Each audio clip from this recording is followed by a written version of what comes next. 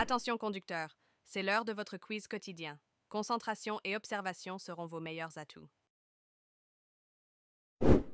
Je stationne à droite. Oui, réponse A. Non, réponse B. Je m'arrête à droite. Oui, réponse C. Non, réponse D.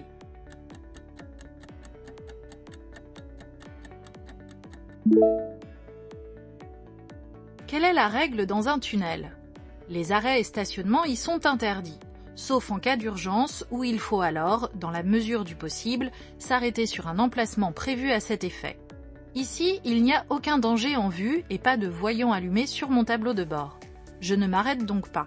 Bonne réponse, B et D. Cette manche à air signale la direction du vent. Oui, réponse A. Non, réponse B.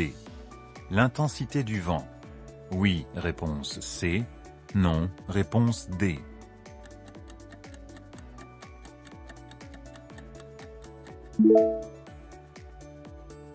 À quoi sert une manche à air? À savoir quelles sont l'intensité et la direction du vent. La manche à air est presque à l'horizontale, ce qui m'informe que le vent est fort. Elle va vers la droite. Le vent s'engouffre donc de la gauche et sort de la manche à air à droite. Bonne réponse, A et C. Next level. J'habite dans une région fréquemment enneigée. Je privilégie les chênes occasionnellement. Réponse A. Les pneus neige. Réponse B.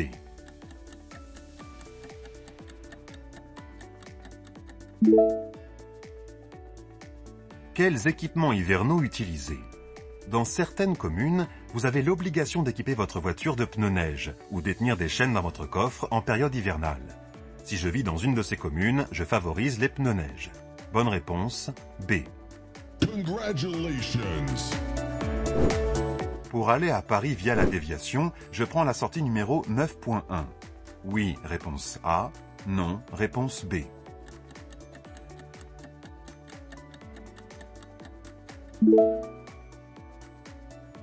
Comment me rendre à Paris dans cette situation?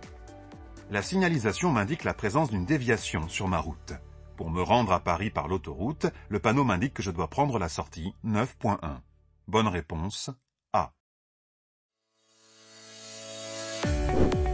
Une voie de tramway peut être partagée.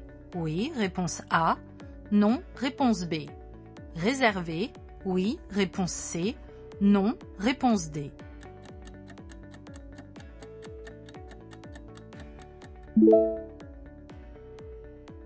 Qui peut circuler sur une voie de tramway? Les voies de tramway peuvent être réservées uniquement à la circulation de ces derniers ou être partagées avec les automobilistes, les motards, les cyclistes. Bonne réponse, A et C. Je circule en feu de route, réponse A, en feu de croisement, réponse B, en feu diurne seulement, réponse C.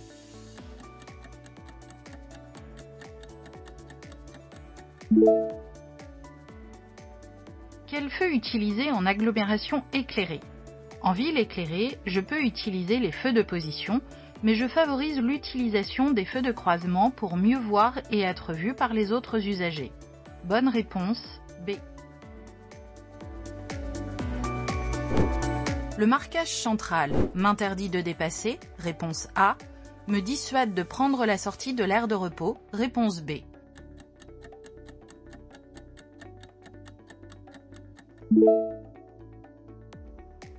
Que signifie le marquage au sol? Le marquage central est une ligne de dissuasion. Elle empêche les usagers à sa gauche d'emprunter la sortie qu'elle protège. La ligne de dissuasion n'interdit pas le dépassement. Bonne réponse, B. Je maintiens mon clignotant pendant le dépassement. Oui, réponse A. Non, réponse B.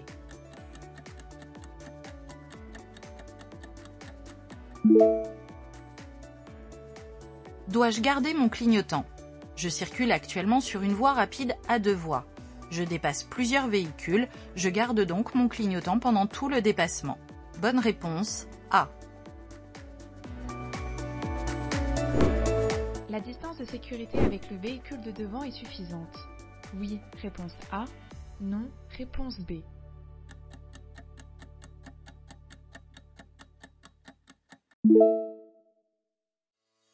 Quel est l'intervalle de sécurité à respecter dans un tunnel? Un tunnel peut s'avérer très dangereux en cas d'incendie par exemple. Pour cette raison et pour éviter tout risque d'accident ou de problème, il est indispensable de respecter continuellement les interdistances. Pour me repérer, je m'assure qu'il y ait toujours un espacement de 2 diodes bleues entre mon véhicule et celui qui me précède. Ce n'est pas le cas ici, où la distance de sécurité est insuffisante. Bonne réponse, B. Je suis sur autoroute. Je circule à la bonne vitesse par temps de pluie. Oui, réponse A. Non, réponse B.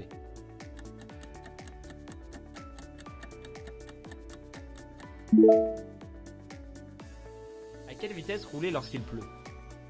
L'autoroute est l'axe routier où la vitesse autorisée est la plus élevée, 130 km/h. Par temps de pluie, cette vitesse est réduite à 110 km/h pour réduire le risque de perte d'adhérence. Je dois donc ralentir. Bonne réponse, B.